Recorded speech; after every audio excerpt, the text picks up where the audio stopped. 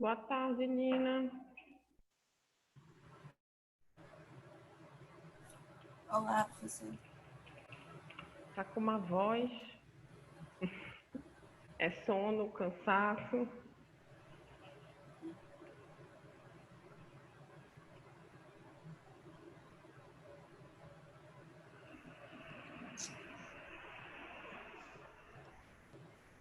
Deixa eu abrir aqui os materiais de hoje. Tá baixo, não sei se é meu áudio. Eu tava falando contigo, acho que disse, ixi, ela não tá me ouvindo. Agora sim, agora. A Dina, tu tá com uma voz hoje, é sono, é cansaço, é tristeza. Não, é que tá longe o seu áudio também. Ah, entendi. Deixa eu só... É isso aqui? É. Tô só baixando aqui os slides de hoje que eu preparei e... Deixa eu botar aqui na Professora, área. ainda Pode tá falar. longe o seu áudio. Uma hora a senhora mexeu aí no fone e ficou legal. Deixa eu ver aqui. Melhorou? Só que eu tô Melhorou. falando mais alto também, né? Mas melhorou. Para poder melhorar o áudio. Também falando com um tom de voz assim, como se fosse aula presencial. Eu estou baixando aqui os materiais enquanto o pessoal vai entrando. Porque hoje a gente tem, além da gente falar do texto de representações sociais, né, que eu mandei para vocês, que é a página 91 do PDF, né? Como nesse PDF que eu mandei para vocês é o livro todo, eu achei mais interessante porque o outro eu ia digitalizar, a qualidade não ia ficar muito boa se eu digitalizasse só o capítulo. Além disso, vocês têm a possibilidade de ter o livro inteiro para quem quiser ler os outros capítulos, enfim. Então, eu fiz um material em cima do capítulo de representações sociais, né, para a gente falar um pouco sobre as representações sociais, mas quando der umas 5 horas, nossa aula vai até 5h20, né? 5h20.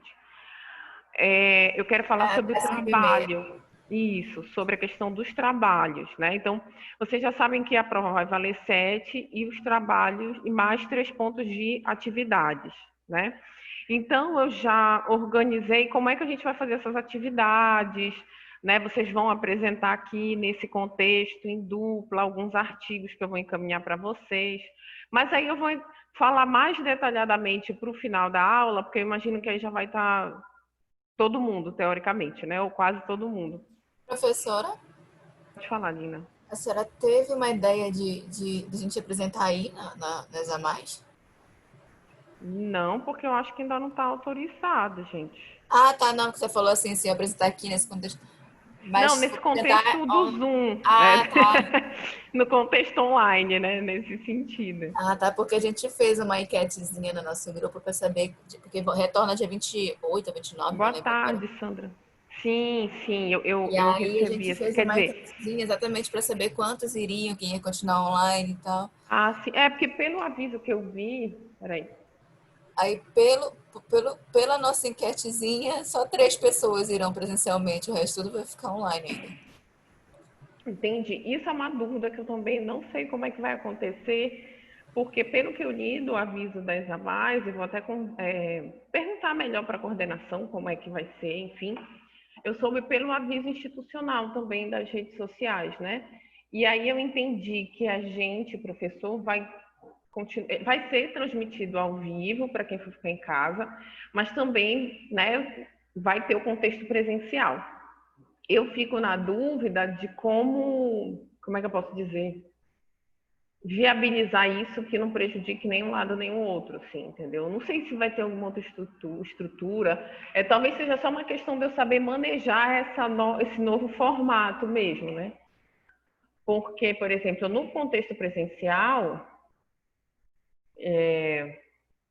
dependendo de como eu me desloque em sala de aula, por exemplo, né? Eu não consigo ficar com fone. Por exemplo, esse fone vocês viram até na última aula, né? Ele é meio curtinho, então eu acabei tendo que usar só esse pedaço aqui do quadro. Se eu ficar em pé, não tem muita. Não sei, entendeu? Até porque eu também acho que para quem está no contexto presencial, desculpa, não é interessante eu ficar sentada dando aula olhando para o computador, né? Então vai ser uma nova forma de também aprender aí esse novo recurso. Porque, por exemplo, eu imagino até que isso já tenha naqueles cursinhos para concurso, né? Eu nunca fiz, mas meu irmão é da área do direito, fez alguns, aí tinha essa questão meio que telepresencial e tinha gente que estava lá, outros que ficavam online, enfim. Então, acho que isso é mais uma questão da gente ir aprendendo como se organizar nesse sentido. E aí, eu não sabia, por exemplo, dessa questão também das turmas, né? Eu estava achando que todo mundo estava louco para voltar para o presencial, os alunos, né? Alunas e alunos. Ah, tá. Tá bom, Nina. Tô lendo aqui o bate-papo. É, Com vontade eu tô de voltar. Aliás, eu não sei se eu tô com tanta vontade assim, mas, mas assim, entendo. só que eu, por enquanto, eu tô com um meio de transporte público, busão. Ah, E aí, eu até iria, se eu tava vendo, já até, na verdade, eu já até vi um motorista para ir me levar e tal, para sair um pouco mais barato do que Uber de ida e volta. Eu já saio quase que normalmente, mas eu não é medo, parece que eu peguei nojo de pensar em entrar num ônibus assim onde tem um fluxo muito grande. Entende? É incrível. Então, tipo assim, é porque se eu peguei o Covid, eu não apresentei nenhum sintoma. Eu fui assintomática. Se eu peguei. E a minha mãe também. Então, tipo, aqui em casa ninguém teve. E é um aí, pouco do que também aconteceu comigo. Agora, início do mês, eu me mudei com meu marido, né? Mas antes eu morava na casa dos meus pais, depois passei um tempo na casa da minha sogra, e nas duas casas foi meio a mesma situação. Eu até achei que eu tinha pegado Covid em maio, apesar de eu não estar saindo de casa para lugar nenhum. Meus pais têm acima de 60 anos, né? Então eu ficava super preocupada, e graças, né, que as aulas também eram online, eu não precisava me deslocar e tudo mais. Aí meu irmão teve uma suspeita, porque a namorada dele pegou e a mãe dela também. Ele ficou isolado no quarto um mês. Um mês depois, eu comecei a ter febre. Eu passei uma semana tendo febre e depois tive cansaço, mas assim, fiz tomografia, graças a Deus não teve nenhum comprometimento, não tive perda de olfato, paladar, só senti depois essa coisa do cansaço, um pouco de falta de ar, de astenia, foi melhorando com os 15 dias. Mas eu fiz todos aqueles exames, PCR, IRT, a sorologia e tudo deu negativo. Né? Então é sempre aquele ponto de interrogação. Então até hoje eu não sei se eu realmente peguei ou não, se foi alguma coisa parecida, ainda tem essas coisas assim, né? E pois lá é. meus pais não estão super bem, não pegaram nada, então, querendo ou não, a gente fica preocupada, assim, né? Aí a maioria, a gente estava conversando no grupo, a maioria que não quer ir é exatamente por causa do ônibus. Ninguém quer pegar ônibus, entendeu? Então, eu ainda estou em dúvida, por exemplo, se eu vou ou não. Se eu for, eu vou ter um custo a mais próprio. E se eu não for, é por causa que eu não estou afim de ter esse custo. Aí, Sim. Não, eu tem, super compreendo vocês, assim. Tá todo, na verdade, todo mundo fica e tem receoso, alunos que né? trabalham com uma rede de saúde, né? Daí o que acontece com essa história da pandemia, do Covid, mudou completamente os horários de trabalho e tal, que eles eram super organizados, né? Uhum, E agora está muito intensificado. A Ana Paula Cavalcante é uma e a Carita é outra pessoa, uhum. entendeu? Fora que tem alguns alunos que eu acho que estão estagiando também e acabaram se reorganizando o horário nesse período. Daí, ou seja, Sim, desestabilizou tudo, assim, quase, tá? Todo mundo se organizou da forma que tá agora, as coisas. E sim, aí, se sim. voltar todo mundo presencialmente, vai prejudicar muita gente sem querer, principalmente o pessoal que trabalha na área de saúde, que não tá podendo, Sim. não estão conseguindo nem acompanhar. Eles até tentam, mas não estão conseguindo porque intensificou muito mais o trabalho. Sem contar a exposição deles também, das pessoas que, querendo ou não, é como eles Já trabalham na área pegaram da tudo, saúde. professora. As meninas já pegaram tudinho. Porque, enfim, né, tem todas essas situações. E aí a gente vai caminhando, né, apesar de eu não gostar muito desse termo, desse novo normal, porque se é que a gente pode chamar de novo, de normal, né? Enfim, tem várias coisas para a gente discutir sobre esses conceitos. Mas esse retorno para o dia 29 já 100% também acho que surpreendeu todo mundo, na verdade, né? Tanto vocês quanto nós professores, enfim, mas são normativas do Estado, né, do município, enfim, que a gente vai cumprindo de acordo com os órgãos mais, né, amplos, né, os órgãos institucionais, como o governo do Estado e tudo mais, Secretaria de Educação, enfim. Bora ver como é que vai ser. É até bom também saber um feedback de vocês, para eu também ter uma noção, enfim, desse contexto presencial, então quantos vão estar aqui, quantos vão estar online, para eu talvez também me organizar de acordo com cada turma. Vai ser, como eu te falei no início, uma adaptação aí num formato que vai ser tanto online como presencial, né? Então, dependendo da quantidade de alunos num formato ou no outro, eu vou me adaptando mais ou menos como é que eu vou fazer, usando mais o quadro, menos o quadro, ficando mais nos... Eu acho que vai acabar que a gente vai ficar mais nos slides. Não sei, apesar que o quadro a gente usa aqui, vocês conseguem enxergar também, enfim. Pois é, Tiago, a Nina estava falando.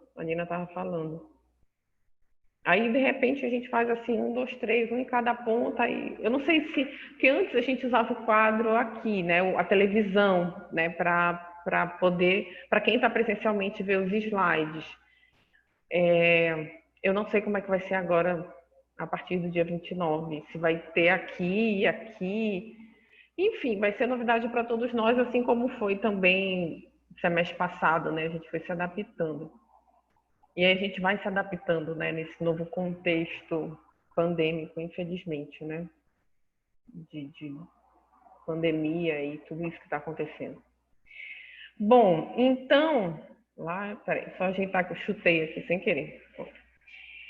O que a gente vai falar hoje, né? Na aula passada, deixa eu compartilhar aqui.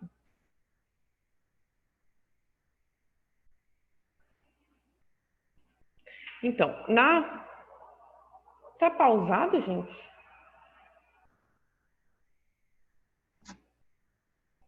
Abriu 2 PowerPoints? Peraí. Não estou entendendo.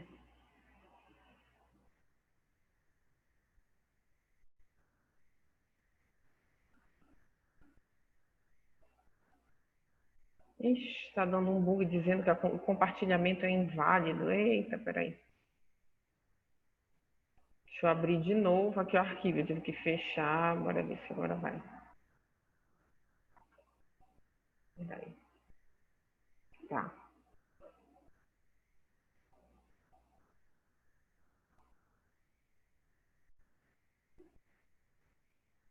Tá, agora vocês estão vendo, né? Tá. Então, na aula passada, a gente falou... Deixa eu botar aqui para... Tá. Na aula passada, a gente falou sobre... A gente fez aquele fechamento, até vendo o documentário, né? Botei na plataforma no domingo, porque sábado eu passei o dia fazendo um curso online, e aí terminou já quase à noite, eu só consegui atualizar as coisas da plataforma no domingo. Então, no domingo, eu coloquei lá para vocês a nossa aula da sexta-feira e até botei também o link daquele documentário que a gente viu, né? E a gente meio que fez aí um fechamento dessa história da psicologia social, das bases, vamos dizer assim, né? As bases da psicologia social no Brasil, né? Então, quais eram as principais vertentes, enfim, a gente falou bastante sobre isso. E aí eu fiz até aquele esqueminha aqui no quadro para dizer, então, o que surgiu depois dessa mudança, né? A partir dessa psicologia social sócio-histórica, né? E aí a gente viu que surgiram algumas perspectivas teóricas, e entre essas, uma que ficou muito conhecida e que também até hoje é utilizada e trabalhada, é a teoria das representações sociais, né? Que está... Esse slide aqui, gente, está todo baseado, são trechos lá do material que eu mandei para vocês, tá? Por isso que eu coloquei aqui do lado, né? Qual é o texto base? É o capítulo Representações Sociais, que está no livro Psicologia Social Contemporânea, que é aquele livro que eu mandei em PDF para vocês também na plataforma, tá?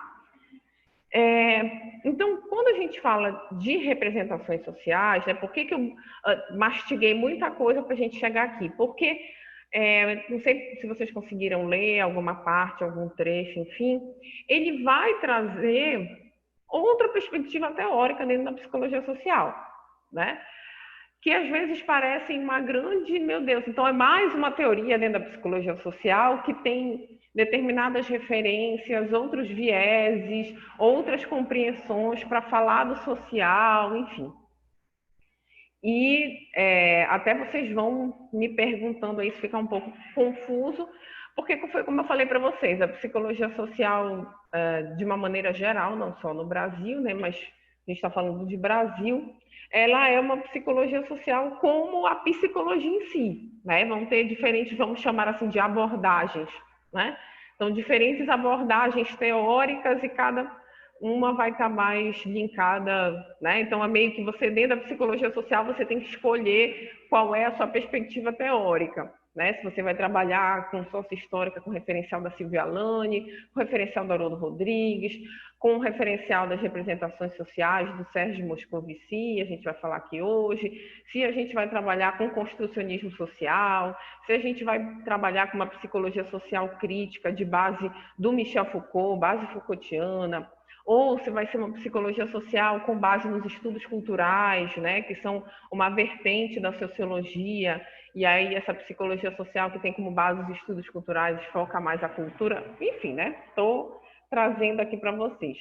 Na nossa ementa, especificamente, né, se vocês virem lá o plano de aula, entre essas principais perspectivas teóricas, né, fala da sócio-histórica, fala dos referenciais cognitivos experimentais, e fala das representações sociais, tá? Então não chega a ampliar.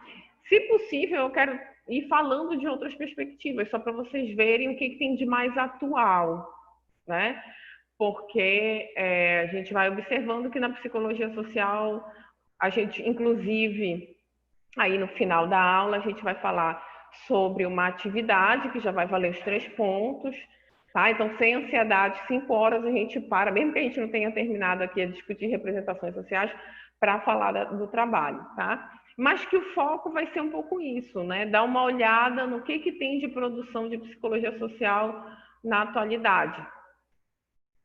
Então, entre essas vertentes, uma que é muito conhecida na psicologia social, que virou meio que clássica dos anos 90, também 80, 90, é a teoria das representações sociais. Então, eu trouxe aqui, como eu falei para vocês, são trechos que estão lá no próprio capítulo do livro, então não precisa se desesperar em copiar ou, enfim, né, dar print, que é a mesma coisa que tem lá. Não sei que vocês prefiram para... Eu posso até mandar também na plataforma hoje. Para mim não tem problema mandar o PDF dos slides, né? Então, um primeiro ponto que que elas vão colocando, tá? Acho que são 2 mulheres, né? A Francisca Oliveira, eu tô até com o livro aqui. Detalhe, eu tô com o livro aberto aqui, eu ia puxar o meu livro só que se eu abrir o livro aí vai travar a tela, vai interromper um compartilhamento. Então, vou seguindo aqui, a gente vai ler alguns trechos, enfim. É a Fátima Oliveira e a Graziela Verba, né, que fazem esse capítulo. Elas vão apresentar as bases da teoria das representações sociais, né? Tem coisas que a gente não vai conseguir ampliar muito, se aprofundar muito, porque é como se eu estivesse dando uma aula de uma abordagem teórica em uma aula, né? Falar de toda uma abordagem teórica em uma aula é muita coisa. E a gente falou muito, né, dessas abordagens, dessas discussões ali a partir da Silvia Alane e do Haroldo Rodrigues. Posso sim, Marcele. Eu vou mandar, eu anexo na plataforma, naquela parte de material de apoio, né? Como o material de apoio de hoje vocês já têm, que é o livro em PDF que eu mandei na aula da sexta, na aula de hoje eu anexo os slides, tá? Esses slides são uma sistematização, né? Peguei os pontos principais ali para a gente discutir, para a gente não estar lendo. Como esse capítulo já é mais denso, para a gente ir lendo em cima do capítulo podia ficar mais cansativo, né? Porque o outro livro da Silvia Alane, ele já é bem mais direto, né? Enfim. Então, da onde veio, né? Eu tentei trazer um pouco dessas perguntas que elas fazem no próprio livro, né? Como nasceu a teoria das representações sociais, tá? O conceito de representação, ele é um conceito, né, antes de mais nada, que não é da psicologia somente. Ele é um conceito representação, ele vai ser um conceito trabalhado na comunicação social, ou seja, na publicidade, no Professora, jornalismo. Oi. não sei se está para todo mundo, mas tem um quadrado preto na minha tela, na frente do... Na minha também tá. Quadrado. Então é aqueles... E eu vou interromper e voltar. Que às vezes fica esse quadrado preto quando a gente aperta para compartilhar a tela cheia como videoclipe, mas eu não pedi isso. Eu acho que está tendo problema no PowerPoint, porque a primeira vez que eu compartilhei, ele disse que não estava conseguindo. Ele abre 2 PowerPoints aqui, tá? Uma apresentação de slide e o outro PowerPoint. Eu não sei se é isso. Deixa eu voltar. E agora? Saiu. Tá. Então, deu certo agora. Sim, então o conceito de... É bom vocês me darem esses feedback, porque eu vejo de uma forma que, de repente, aí não está aparecendo.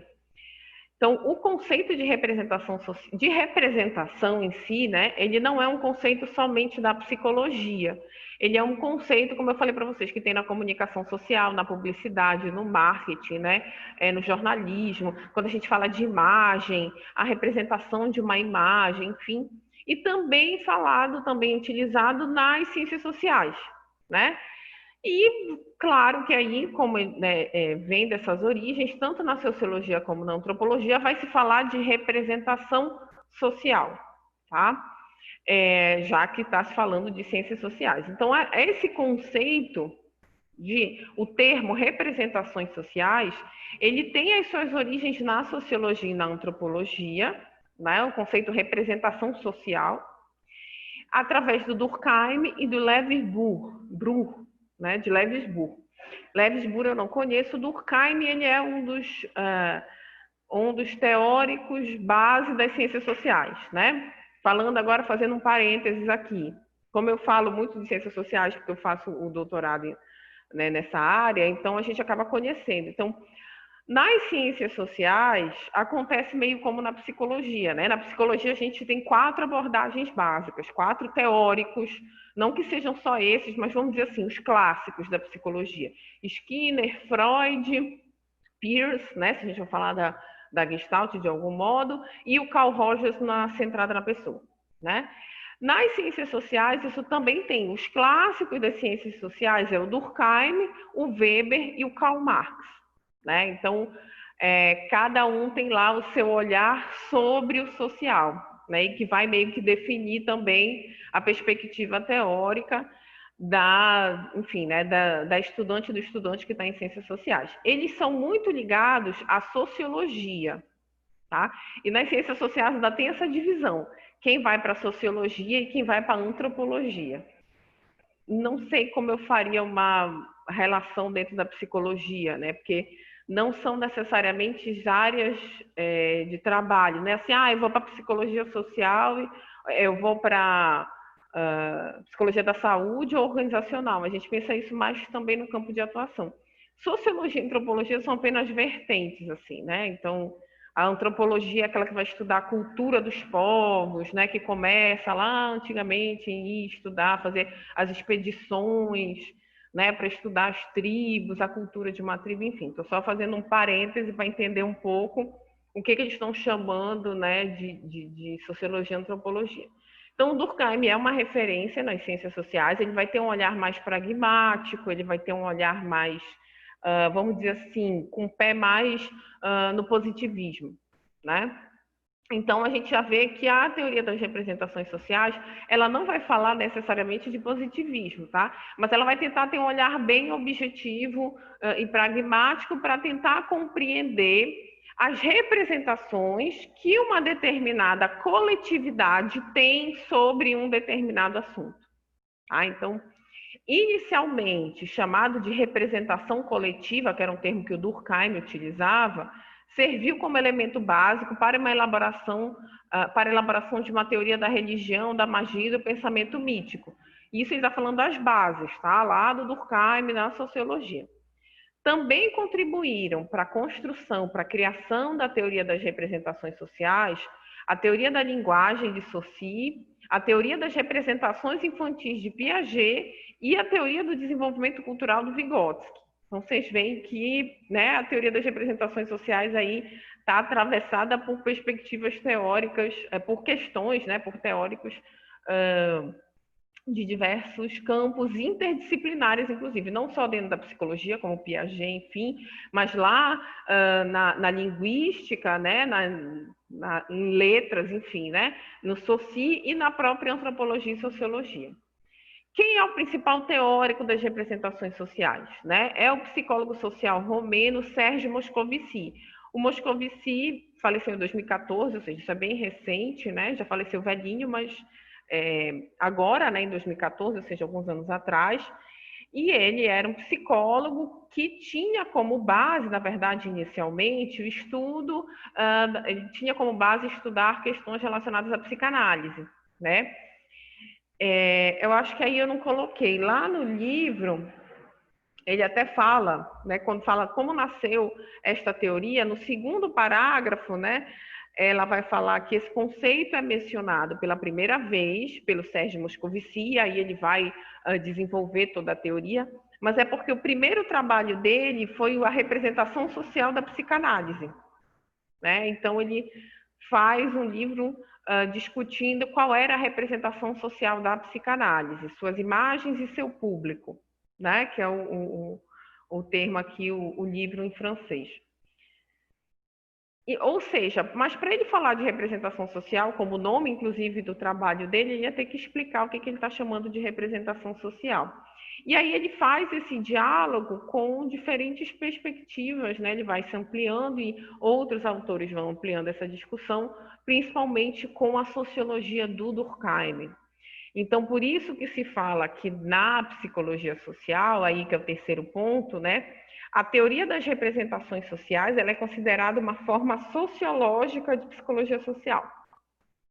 Por que sociológica? Né? Vamos lá. Então, professora, mas a psicologia social não é discutir como é que o social atravessa o individual, a nossa subjetividade. A gente falou de identidade social, né? Lá a partir da Silvia Alane, dos papéis sociais e tudo mais. Sim, mas vai depender da perspectiva teórica, dentro da psicologia social. Né? Por isso que eu disse, eu tenho que primeiro explicar a base, porque quando a gente for falar dessas perspectivas teóricas, vai dando nó, mas espera aí, não era aquilo? Né? Por isso que eu falo, a partir da Silvia Alane vai vindo uma série de outras discussões. A teoria das representações sociais, então, ao invés dela se concentrar como é que esse social atravessa o indivíduo, né, a subjetividade, porque vai se deixando de usar o termo indivíduo para se falar de subjetividade, as representações sociais, ela quer estudar os conceitos sociais, né? Então, quais são as representações sociais sobre HIV/AIDS em Belém do Pará? Como isso interfere no indivíduo? Não me interessa. A gente está estudando esses processos sociais. Por isso que elas falam aí nesse trecho dizendo que ela é uma teoria que é considerada mais sociológica dentro da psicologia social, que vai se debruçar, vai querer mais estudar o social pelo social, vamos dizer assim, tá? Tá dando para entender, gente? Vão dando um feedback aí se tiver, né, alguma dificuldade. Então, nesse sentido, né? Pronto. Qual seria o conceito de representações sociais, tá? Então, eu botei dois conceitos, tanto do que elas colocam no capítulo, e também trouxe o conceito que o Moscovici, que elas também inserem nesse capítulo, né? Ok, então o foco da teoria das representações sociais é estudar esses conceitos dentro da sociedade, independente de como esses conceitos vão interferir na subjetividade. Não vai ser diretamente essa discussão. Como é que isso acontece? Qual é a perspectiva, então? Então, o que são representações sociais? Qual é o conceito, né? As representações sociais, e aí está literal, como está no capítulo, são teorias, né? Elas colocam entre aspas, e a gente vai vou falar por quê. São teorias sobre saberes populares do senso comum e do senso comum era para eu ter destacado aqui, né? Então, o primeiro ponto é entender, são teorias do senso comum, dos saberes populares e do senso comum, tá? As representações sociais não estão falando de como eu vou teorizar sobre a representação social do HIV/AIDS em Belém. Estou usando esse exemplo porque depois elas trazem esse exemplo aqui. Sobre saberes populares e do senso comum, elaboradas e partilhadas coletivamente, com a finalidade de construir e interpretar o real. Por serem dinâmicas, levam os indivíduos a produzir comportamentos e interações com o meio, ações que, sem dúvida, modificam os dois. Então, entende que modifica o indivíduo, mas é muito mais entendendo como é que essa coletividade produz teorias sobre um determinado fenômeno e como essa coletividade se articula com essas teorias, né? E produz novas teorias em cima das próprias teorias do senso comum. Exemplo, né? Que eu já até falei aqui em outras aulas. A concepção de alimento remoso. Então, a teoria das representações sociais, ela não vai conceituar o que é o alimento remoso ao longo da história, né, da onde surgiu e tudo mais.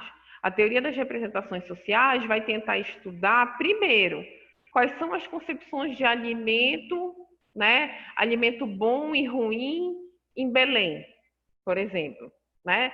Lembrei até do estudo da antropologia, acho que eu até falei isso para vocês. Por isso que ela diz assim, a representação social ela é muito com viés sociológico, porque ela vai lá pensar em tipos de pesquisa, muito ligados à sociologia e à antropologia. Tá?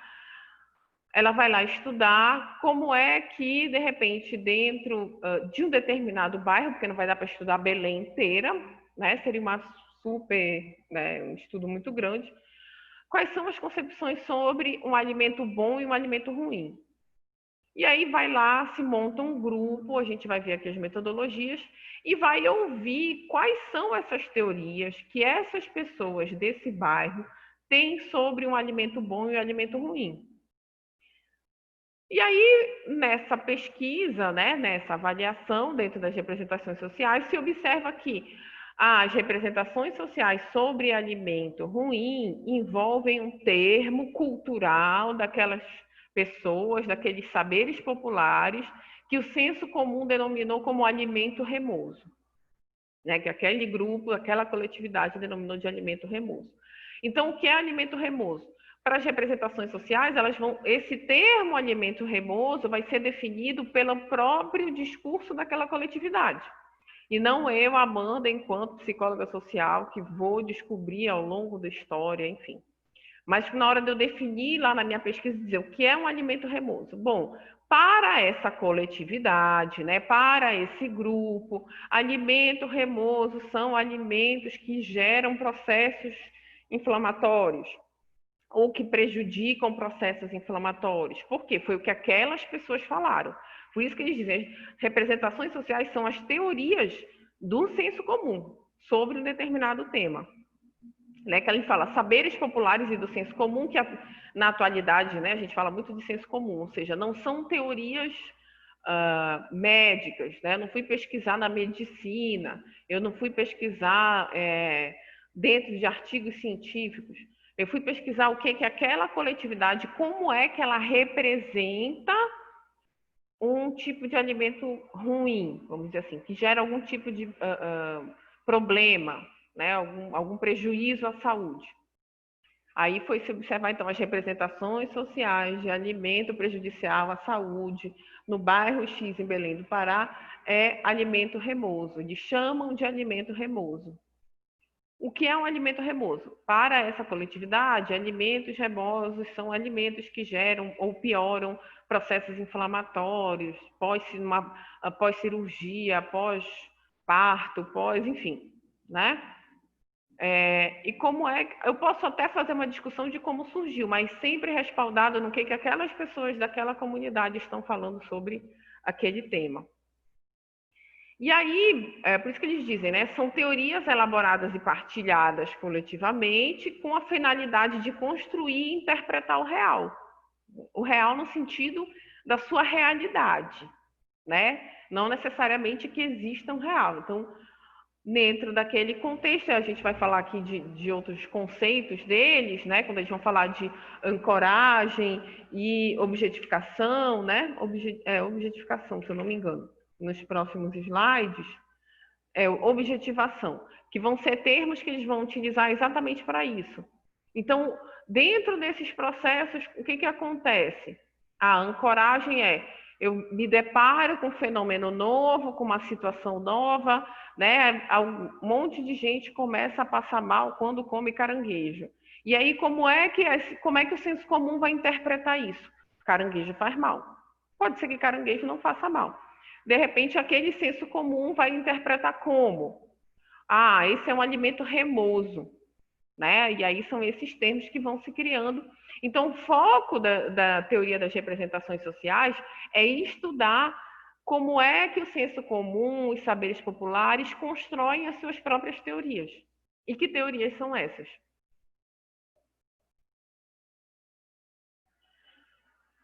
Exatamente, Tiago, exatamente. Bebe muito aí na fonte da antropologia cultural, né? Apesar, né, de se falar que tem origem no Durkheim, que é de uma vertente sociológica, né, mais da sociologia, essas perspectivas são muito ligadas à antropologia, né? Porque a antropologia tem como foco principal estudar os conceitos de uma determinada cultura e como esses conceitos circulam naquela cultura, né? Naquele grupo, né? Tanto que elas falam aqui, por essas teorias, né, partilhadas coletivamente por esse grupo, pelo senso comum, por essas teorias serem dinâmicas, né, ou seja, não é algo fixo, a gente vai ver que a concepção, vou lembrar lá que inclusive era uma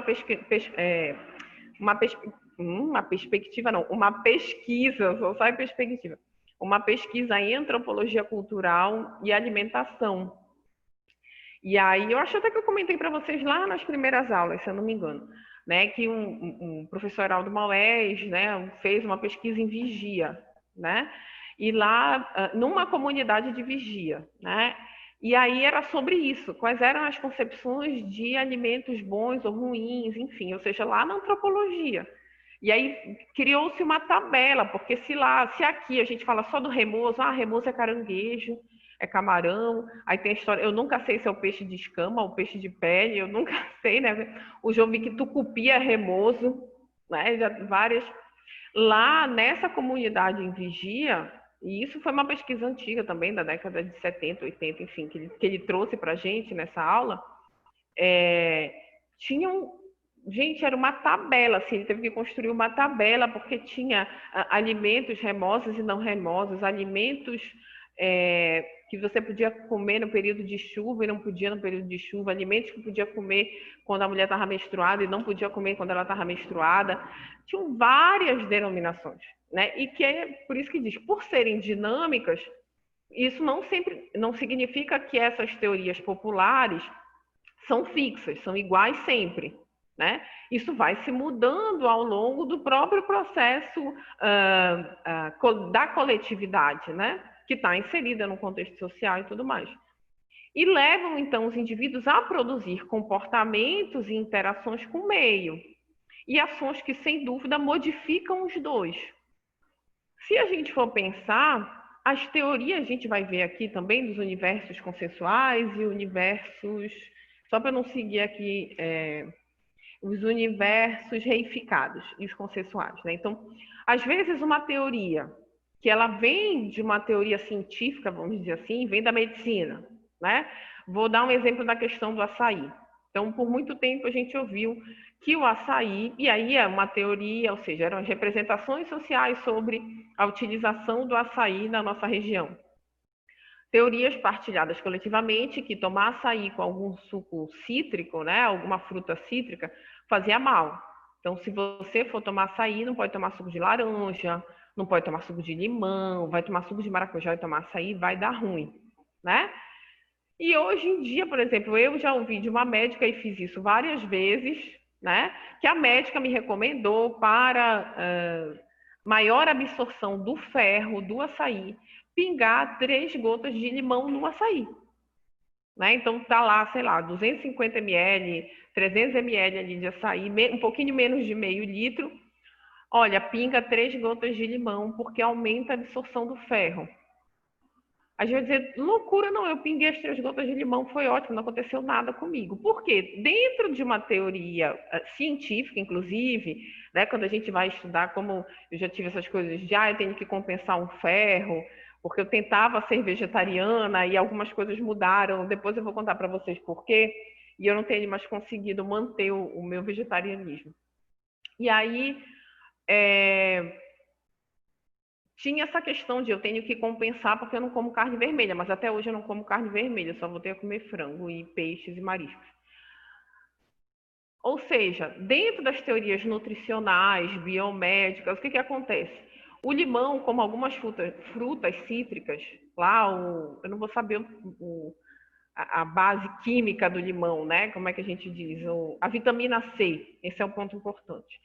Para você absorver, o seu organismo absorver o ferro dos alimentos, independente se é feijão, se é lentilha, se é o açaí, você tem que consumir bastante vitamina C, porque é a vitamina C que conduz o ferro para onde ele tem que ir, que aumenta a absorção do ferro. Acho que quase uma aula de nutrição agora, né? Do nada. Mas é a vitamina C que aumenta a absorção do ferro no organismo. Então não adianta você se entupir de feijão sem ter um grande consumo de vitamina C, de frutas cítricas, que são a base da vitamina C. Laranja, limão, kiwi, enfim. Ou seja, tem uma explicação. Assim, não foi porque a médica disse pinga 3 gotas de limão e vai fazer um efeito.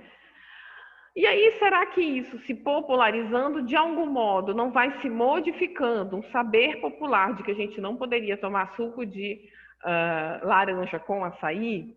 Né? Então, eu estou dando esse exemplo para a gente pensar nessa questão da dinamicidade dessas teorias do senso comum também. Exatamente, Tiago.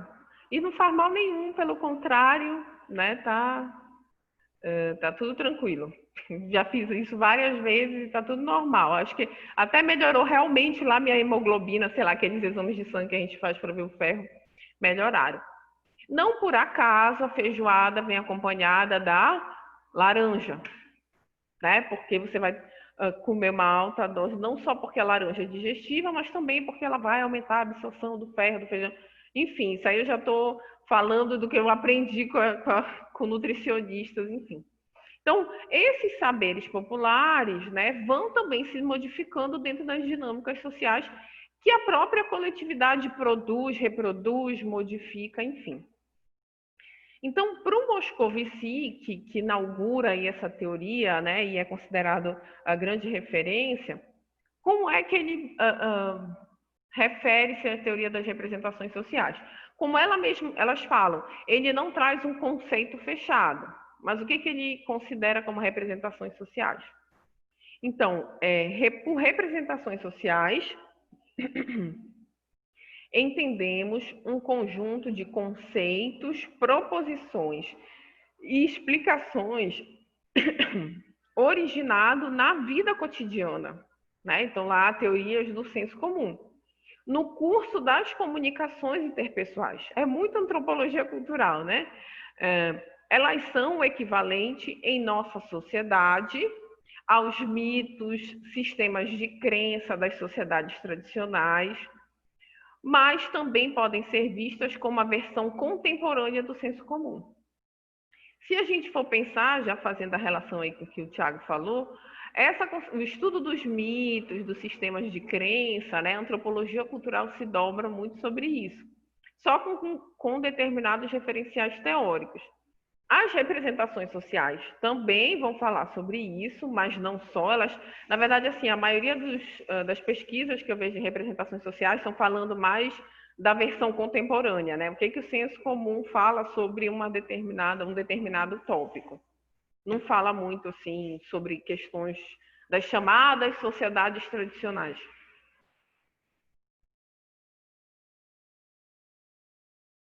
E o termo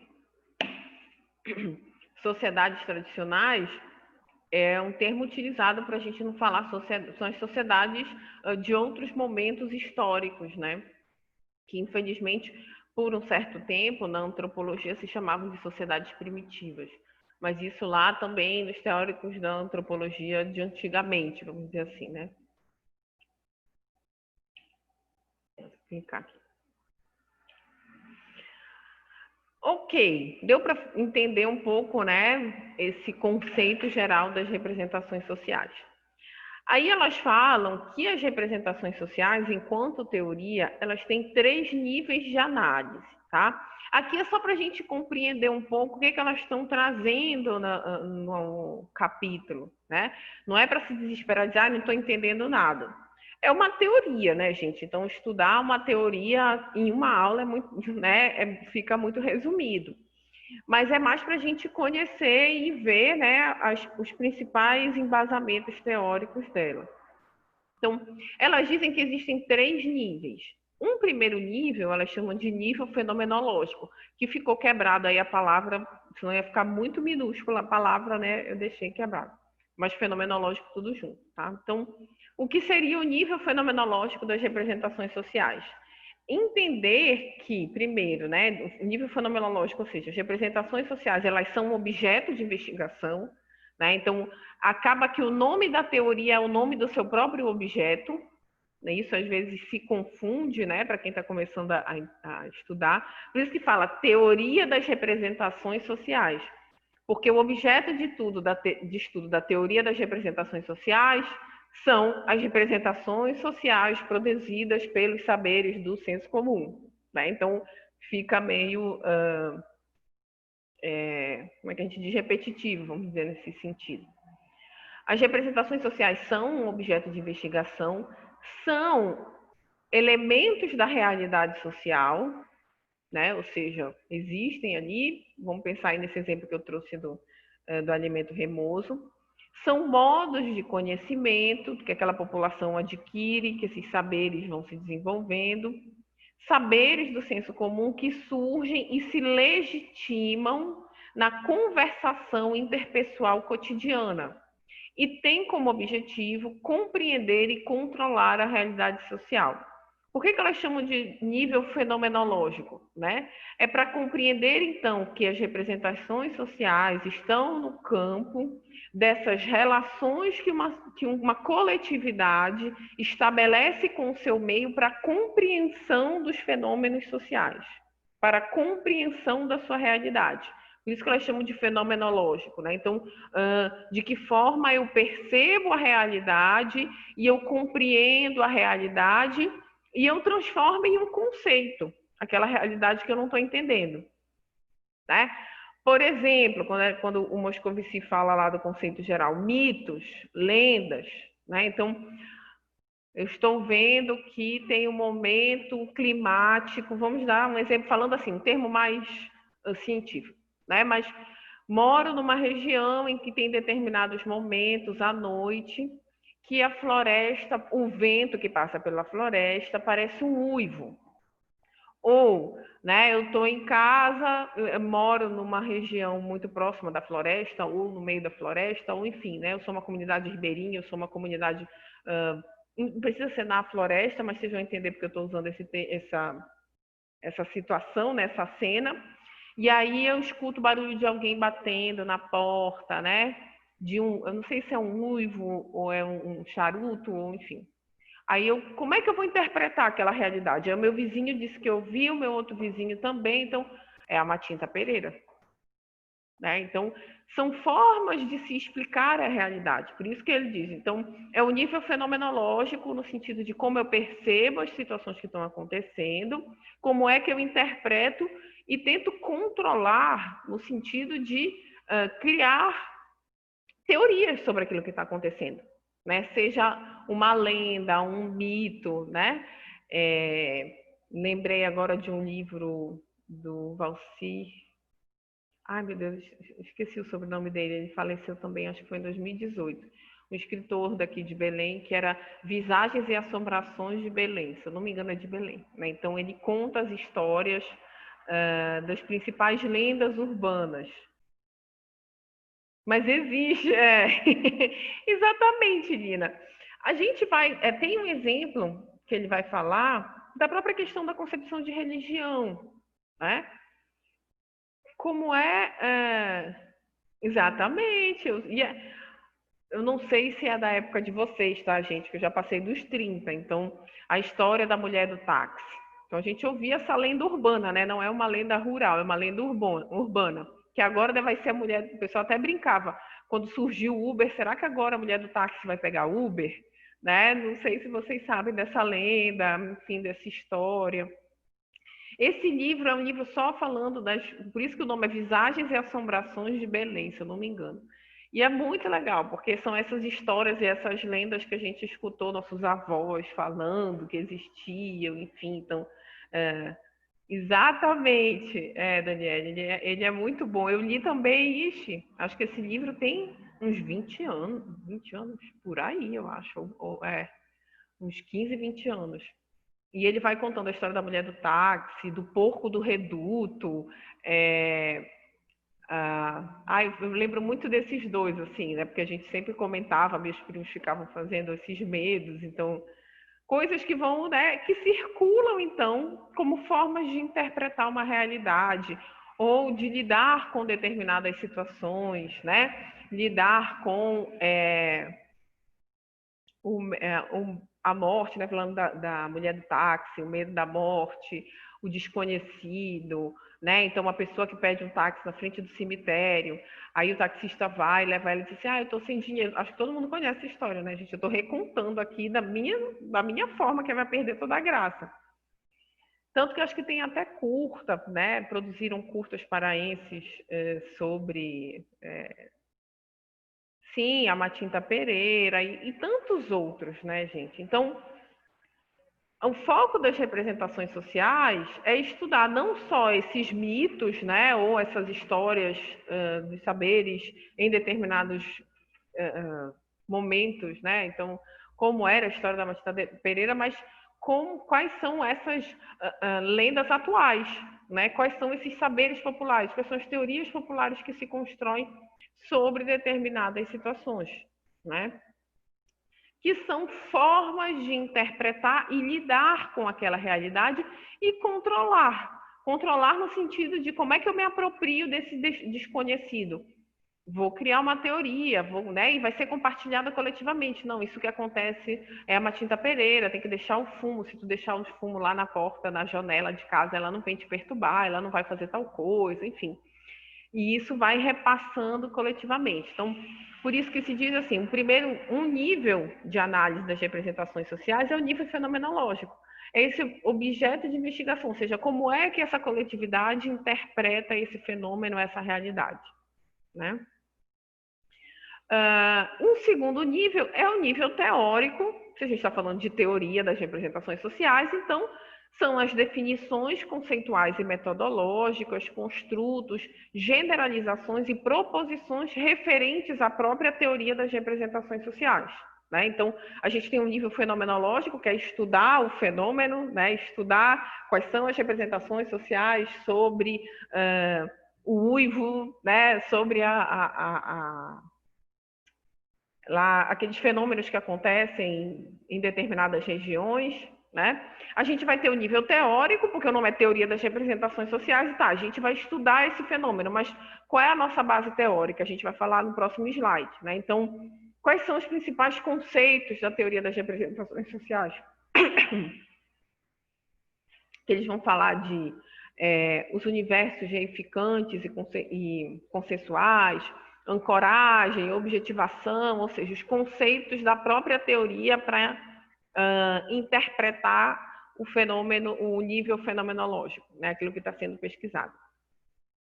E um terceiro nível é um nível metateórico, que seriam as próprias discussões, isso todas as teorias têm, né, dentro do próprio campo teórico, que vão refutar, que vão dizer, acho que a representação social está dialogando muito com a antropologia, a gente tem que fazer um diálogo com a sociologia, ou seja, para além só da teoria já construída, né? Neste colocam-se os debates e as refutações críticas com respeito aos postulados e pressupostos da própria teoria, juntamente a uma comparação com modelos teóricos e outras teorias, né? Que é uma discussão também de um diálogo transdisciplinar, né? Como o que as representações sociais podem se desenvolver enquanto teoria, dialogando com outras perspectivas teóricas, né? O que já está ultrapassado, o que não está, enfim, que toda abordagem teórica, toda teoria tem esse nível metateórico, né?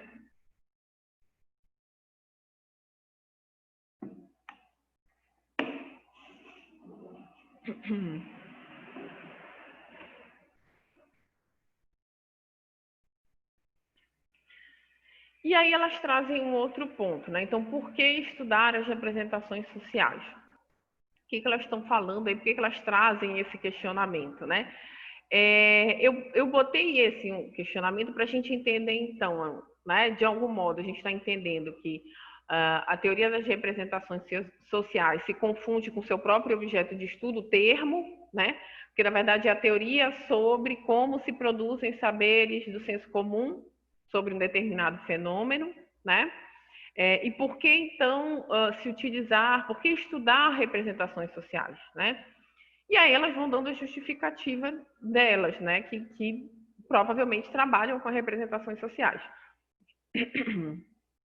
É um conceito abrangente que compreende outros conceitos como atitudes, opiniões, imagens. Minha garganta está seca hoje. Imagens, ramos de conhecimento. Possui um poder explanatório. Não substitui nenhuma teoria, nenhum conceito, né? Ela não vem com a proposta de dizer a teoria das representações sociais é a melhor coisa que existe em psicologia social. Não. Mas ela dialoga e incorpora outros conceitos, indo mais a fundo numa explicação causal dos fenômenos. Então, ela vai tentar buscar esse conceito da coletividade, dos saberes coletivos lá no seu contexto mais cotidiano, né? E o elemento social na teoria das representações sociais é algo constitutivo delas em si, como a gente falou, e não uma entidade separada, não tem a teoria e a representação social, né? Elas compõem que isso está atravessado. O social não determina a pessoa, tá? Então, isso é uma questão que é um ponto que a teoria das representações sociais traz. Então, essa teoria entende que o social ele não vai determinar a pessoa, mas ele faz parte dela, ele é substantivo dela, né? O ser humano é tomado, dentro dessa perspectiva, como essencialmente social. Então, né, a gente vai dizer, então não tem nada a ver com aquilo que a gente viu, né, das abordagens teóricas anteriores. Na verdade, é uma outra abordagem teórica. Mas por que a teoria das representações sociais ela está mais ligada à perspectiva da Silvia Alane do que à perspectiva do Haroldo Rodrigues, né? Porque ela está falando da importância de se compreender o social, o que circula naquela coletividade, e ela entende que o ser humano é social. Ele é essencialmente social, né? Se a gente for pensar lá nos termos, nas primeiras produções da Silvia Alane, né, quando ela fala que toda psicologia é social. Até no documentário, né, tem uma das professoras que fala, se toda psicologia é social, né, então por que a gente não, né, passou tanto tempo olhando o indivíduo pelo indivíduo, sem considerar que ele está inserido nesse contexto, enfim. Então, por isso que a gente diz que ela está mais ligada a essa, né, vertente lá, se a gente for pensar nesses ramos, né, do que vai se desenvolvendo a partir dessas bases da psicologia social brasileira. Tá dando para entender, gente? Está muito rápido? Deixa eu ver aqui se tem...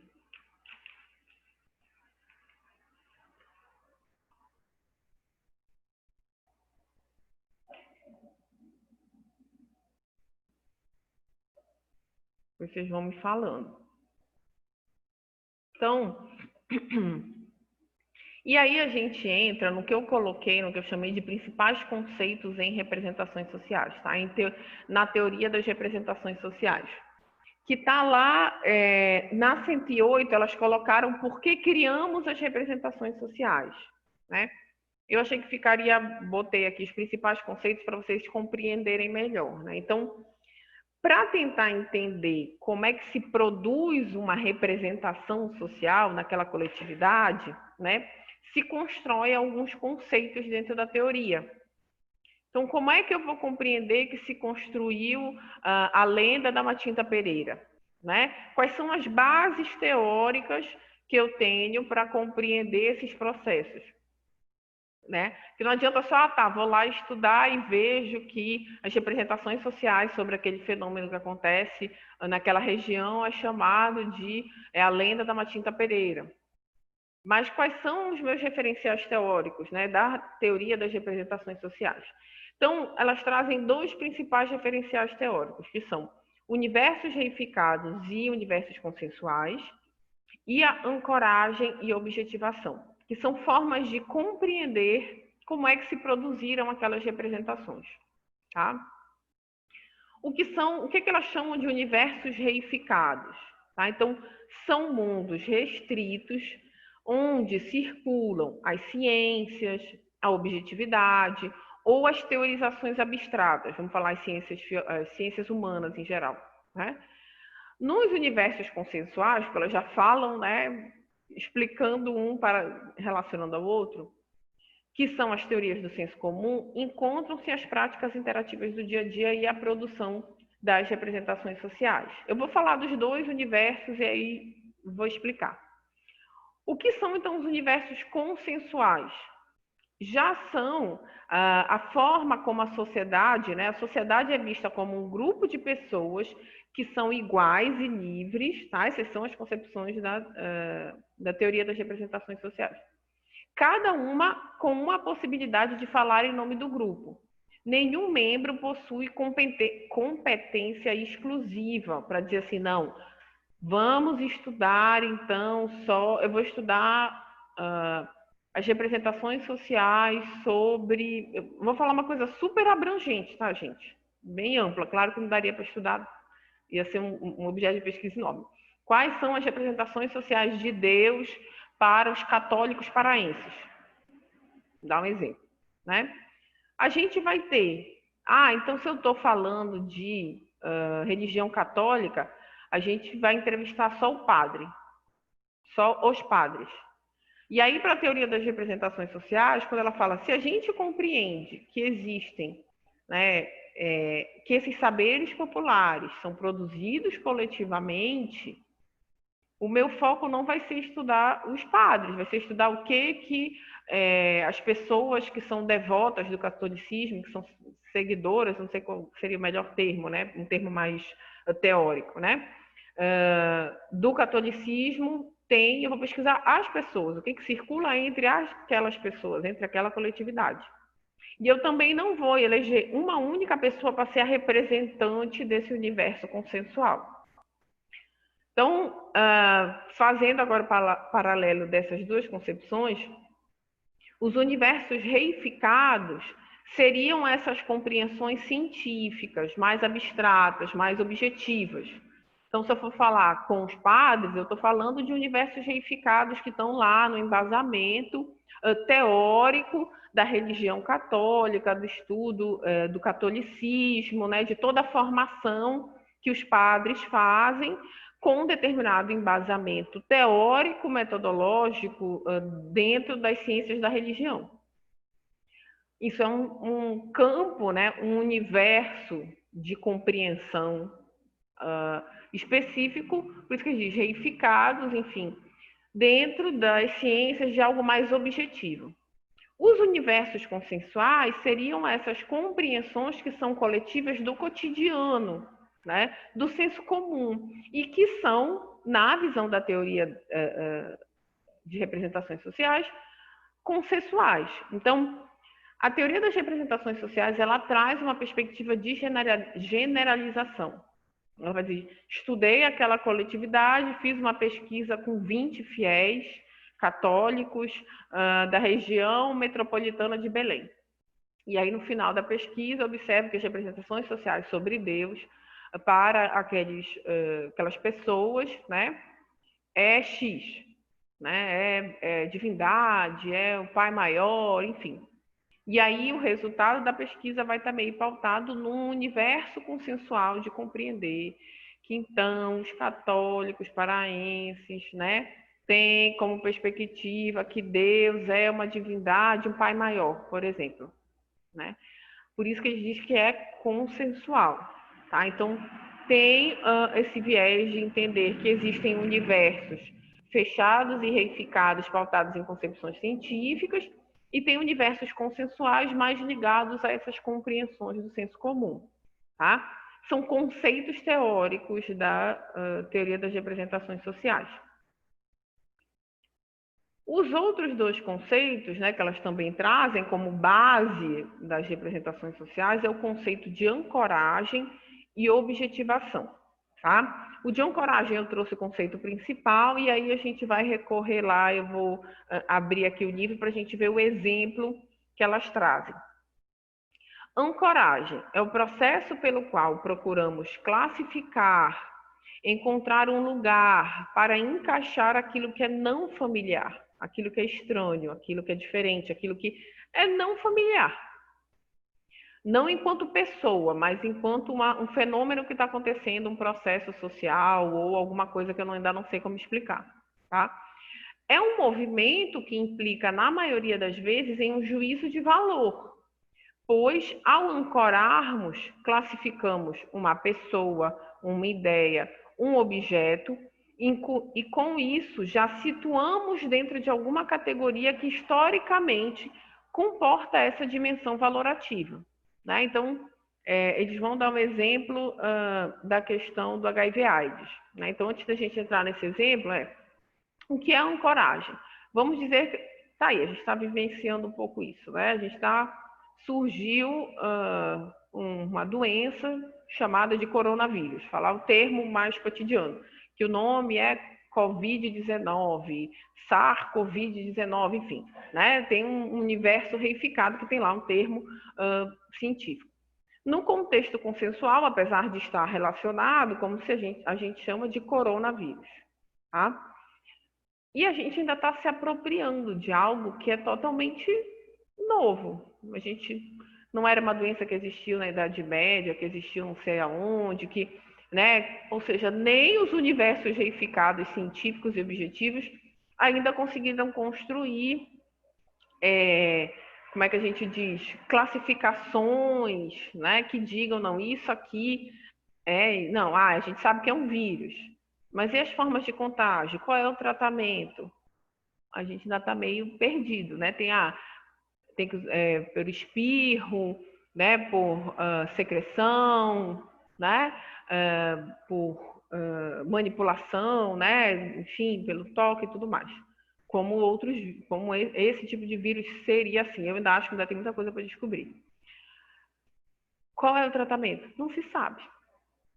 Tá? Porque não tem assim, esse tratamento vai curar o ser humano. Gente, não me venha falar de hidroxicloroquina aqui, que a gente sabe que não é um tratamento, não é uma cura. Ah, qual é o tratamento? Estou gripado, ok. Qual é o tratamento da gripe? Toma vitamina C, bebe água, repouso. Tem alguma coisa que cura a gripe? Não, a gente fica tomando um analgésico, um antigripal para melhorar os sintomas da gripe e esses sintomas vão diminuindo, né? Vai passando aquele ciclo lá do vírus da gripe e vão melhorando. O problema é que o coronavírus, ele é um processo que gera uma infecção pulmonar, trombose e que vai depender de organismo por organismo.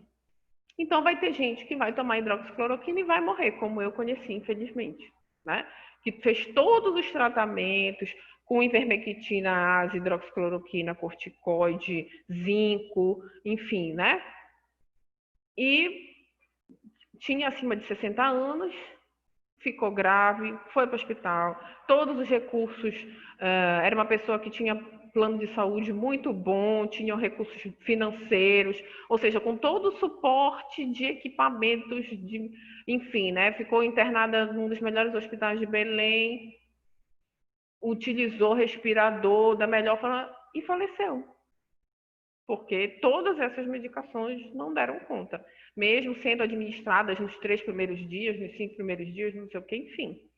Então, a gente está num processo, e o que acontece, né? Relacionando aí com a ancoragem. Como é algo novo, que a gente tem que, né? É algo não familiar, então qual é o processo coletivo do nosso senso comum para além lá dos universos reificados, objetivos e tudo mais? É uma consensualidade que vai se produzindo, então, juízos de valor, né? Vai se produzindo teorias. Ah, não, a hidroxicloroquina cura. Se fosse assim, a gente estava super bem. O mundo todo estava usando hidroxicloroquina, né? Ninguém estava morrendo de Covid, ninguém estava agravando de Covid.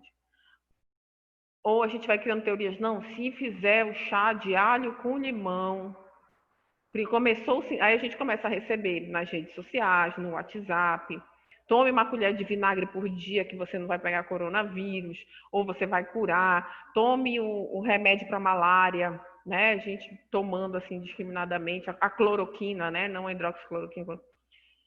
Isso é o processo de ancoragem. E que a gente vai criando, por isso que diz assim, né?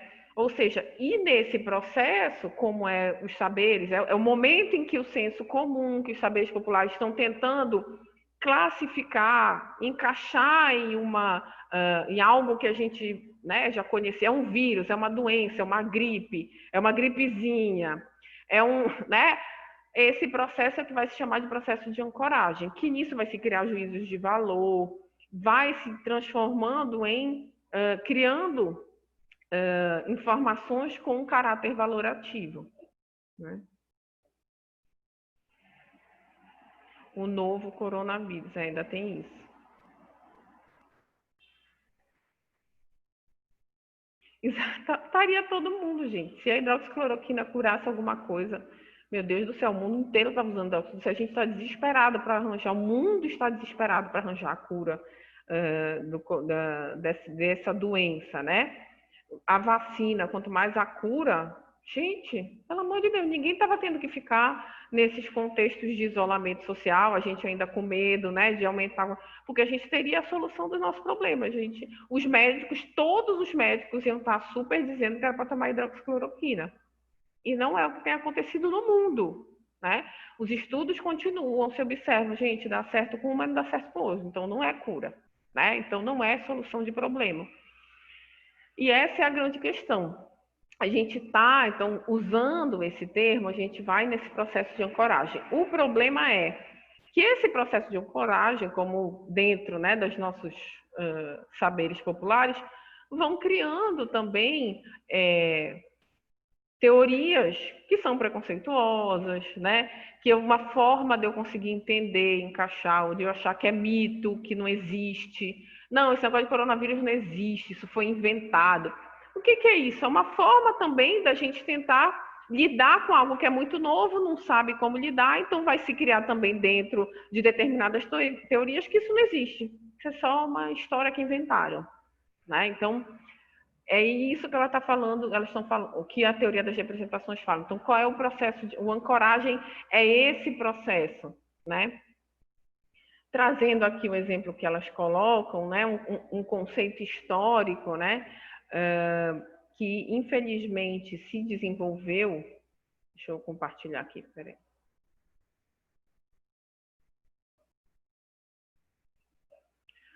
Um conceito histórico que se desenvolveu na... Deixa eu entrar aqui. Vai assumir o mouse daqui. Peraí, deixa eu ver o que vocês estão falando aqui. Sim. Tem várias teorias, né, Lina? Que é um processo social. É isso que a teoria das representações sociais estão falando, né? Isso é um processo social. Acontece algo novo, a gente vai tentar colocar numa caixinha. Lembrando lá das caixinhas, né? A gente falou de caixinha enquanto papel social. A gente não faz isso só com seres humanos, né? Que os papéis sociais é isso. Eu vejo que aquele grupo de pessoas compartilha de características comuns, eu coloco numa caixinha. Né? Ser mãe é isso, ser pai é isso, ser filha é isso, ser psicóloga é isso. A gente também faz isso enquanto saber social. O que é esse adoecimento? Ah, esse adoecimento é mentira, não existe. Não, esse adoecimento é resolvido com hidroxicloroquina. Não, esse daí é o mal da China. Não, esse daí é uma doença séria que a gente tem que se isolar e tomar cuidado. Então, no processo dos saberes populares, né, isso que a teoria das representações sociais vai estudar e tem como teoria, então, da onde se forma? É um processo de ancoragem, que a gente está, literalmente, o conceito de âncora. Eu estou perdida no mar, vamos dizer assim, e eu vou jogar minha âncora para me atracar em algum lugar, porque eu estou à deriva. Né? Eu estou vivendo um fenômeno que não tem explicação. Se eu estou à deriva, eu acho que aqui é uma terra mais conhecida, eu jogo minha âncora aqui. E aí eu crio uma explicação daquele fenômeno ancorado naquela teoria popular, né, do senso comum. Aqui elas utilizam, elas trazem esse mesmo processo, né, falando de, infelizmente, um processo de ancoragem dos saberes populares que aconteceu na década de 80, quando se descobriu o HIV/AIDS. Como elas falaram, o perigo é que a gente produz juízos de valor, né, para encaixar nas nossas caixinhas frente ao não familiar. A gente vai criando teorias do senso comum que vão criando preconceitos também, né? Então, deixa eu só baixar aqui para a gente ir ampliar aqui. Por exemplo, né, que elas trazem aqui. Então, por exemplo, quando surgiu o problema da AIDS na década de 80, que era uma doença nova também, meio como a gente está vivenciando o coronavírus, né? Diante das perplexidades e dificuldades de entendê-la e de classificá-la, uma das formas encontradas pelo senso comum para dar conta da sua ameaça, enfim, foi ancorá-la como uma peste, e mais especificamente como a peste gay ou câncer gay. Né? Eram termos que eram utilizados, que eram colocados naquele momento. Assim representada, embora classificada de forma equivocada e preconceituosa, a nova doença pareceu menos ameaçadora, pois já havia sido caracterizada pelo senso comum como uma peste que só aconteceria com os gays. Ou seja, é uma forma de lidar com o não familiar, de eu conseguir encaixar em alguma caixinha, né, de eu ancorar, e também de ser uma forma de eu sentir aquilo que é muito novo como menos ameaçador, porque eu conheço. Estão batendo na minha porta, eu não sei o que é, mas se eu denomino de Matinta Pereira, por mais que eu tenha medo, mas eu consegui nomear, né? Eu consegui criar uma teoria. Então, se eu deixar o fumo, não, a história da Matinta Pereira, deixa o fumo lá, o tabaco dela, que ela não vai perturbar. Né? É uma forma de lidar dentro da coletividade, de se sentir menos ameaçada frente a algo novo. Como a gente acabou aqui de falar do coronavírus, essas teorias que vão se construindo, então não existe, isso é mentira. Né? É criação da Globo, como se a Globo tivesse o poder de criar. Né? A gente dá tanto poder para a Globo que eu fico besta, né? Como é que se critica tanto, mas é uma crítica que se dá um poder assim quase de um deus, de uma divindade, né? Que a Globo pode e dispõe de tudo. Tem várias outras televisões, enfim, né? Jornalistas, mas enfim, que é uma forma de dizer, se não existe, eu não tenho que ter medo, eu vou andar sem máscara, né? Ou a hidroxicloroquina resolve tudo. Se eu adoecer, é só eu tomar hidroxicloroquina, vou fazer estoque de hidroxicloroquina para eu, né? Se eu adoecer, não vai acontecer nada. Ou seja, são formas de lidar com esse não familiar para que isso se transforme em algo menos ameaçador, né? Nesse contexto. Deixa eu ver aqui. Sim, só para não arriscar. Tu está falando só para não arriscar no sentido de criar uma ancoragem, né? De criar uma caixinha, seria isso, Nina?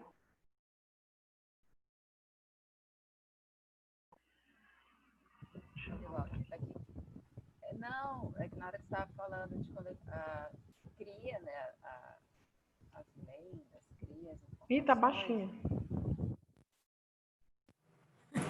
Pois é, quando você falou na hora que as pessoas criam as lendas, criam as coisas, e aí tipo, dá o café ou não dá o café para Matinta Preta, tá falando assim, que as pessoas, elas, mesmo acreditando ou não acreditando em algo, elas fazem aquilo para tentar evitar. Vai que é real. Sim, que são formas de Mas lidar isso com para esse qualquer novo. coisa. Uhum. Exato, para qualquer coisa, exatamente. Claro Tipo, que Aham. eu até lembrei de uma situação nossa mesmo, quando começaram a falar que teria presença, até na aula Uhum. online, ou seja, quem faltasse ia ficar com falta mesmo. Aí todo mundo comparecendo mais do que antigamente, porque vai que. Então, na dúvida para Na qualquer dúvida a questão gente tá, criada ou né? não, Entendi. aparece. É. Que é um processo, por isso que eles dizem, é um processo, elas deram, né, a gente falou aqui de alguns exemplos de processos de adoecimento ou da criação de lendas e mitos, para explicar o que elas estão chamando de processo de ancoragem, ou seja, que é esse movimento, é esse processo coletivo de procurar classificar algo que é novo, né, que é não familiar. O outro processo é objetivação. É quando a gente tenta, nesse processo de algo que não é novo, né, ou algo desconhecido, tornar em algo concreto, visível, em uma realidade. Objetivar, transformar em algo mais objetivo, transformar numa imagem, né? Então, procuramos aliar, isso falando do processo social, tá? Procuramos aliar um conceito com uma imagem e descobrir a qualidade icônica, ou seja, de imagem, né, de figura, a qualidade icônica, material, de uma ideia ou de algo duvidoso. A imagem deixa de ser um signo e passa a ser uma cópia da realidade. Ou mais do que um signo, ela passa a ser uma representação concreta, né? Por exemplo, esse aí é o exemplo que elas trazem aqui, a compreensão de Deus, de divindade nas religiões, né? Não só nas religiões, mas de uma maneira geral. Então, o que é o processo de objetivação? É eu transformar, não só eu encaixar e classificar, mas também compreender, criar uma imagem daquilo, né? Então, qual nessa relação, e aí a gente utilizou, por exemplo, essa questão da Matinta Pereira. A gente viu, tem alguém que diz assim, eu vi a Matinta Pereira. Sempre tem alguém que diz, né? Que viu. Mas efetivamente, se a gente for falar das representações sociais sobre a Matinta Pereira, de uma comunidade, num local, em Belém, enfim, como é que acontece? Você viu? Não, mas eu, né, deixei o fumo lá, ela levou. Deixei o café lá e depois no dia seguinte não apareceu. Pode ser que tenha sido N outras coisas. Um animal pegou, enfim, uma outra pessoa passou e pegou e tudo mais. E a gente vai criar, tá, mas a Matinta Pereira é o quê? Ah, ela é uma mulher que é a cuidadora da floresta. Como é que eu vejo isso? Então vai ter desenhos mesmo, né? Vai se criar um desenho da Matinta Pereira, um formato, uma imagem. Então a Matinta Pereira é uma mulher, ela é ser humano, ela cuida da natureza, né? Então a gente vai criando um processo de objetivação. Então a gente ancorou, tentou dar uma explicação e também a gente vai criando uma imagem, né? Material icônico, um desenho, uma configuração daquilo que vai explicando aí, elas dão um exemplo da compreensão de Deus, né?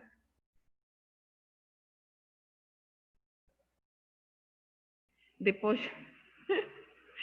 Pedro Paulo, vincular, sim, acabam vinculadas com o ser humano. Sim, também, né? Para não nos sentirmos tão sozinhos nela.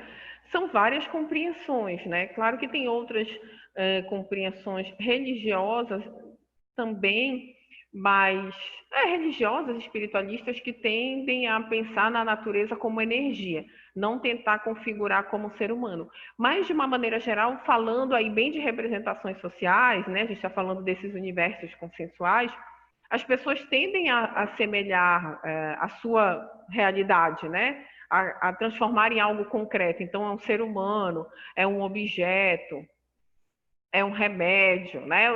Eu vou tentar objetivar para não ficar tão no nível do incompreensível, não só como classificar, que a gente viu na ancoragem.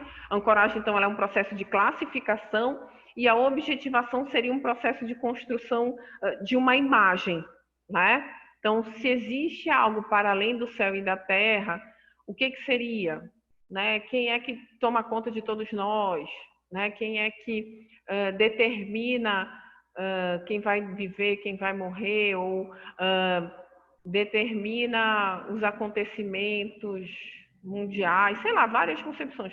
Não, existe algo para além de nós que é uma divindade chamada Deus. Então é uma forma de transformar. E esse Deus sempre tem uma imagem, ele é sempre personificado em um ser humano, né? Enfim. Então, ficou claro esses principais conceitos. Meu Deus, já são 5h20. 5h20 já 5h10. Gente, então, a gente ainda tem mais só a compreensão da metodologia, porque eu quero falar do trabalho, tá, gente? Então, só pontuando aqui rapidamente, né? Então, esses foram os conceitos, são os conceitos principais das representações sociais. As metodologias que elas trazem são baseadas em pesquisas qualitativas, utilizam muito recurso dos grupos focais. Eu vou correr aqui um pouquinho, mas na aula que vem a gente pode tirar dúvida também, porque eu quero que dê tempo da gente falar dos trabalhos.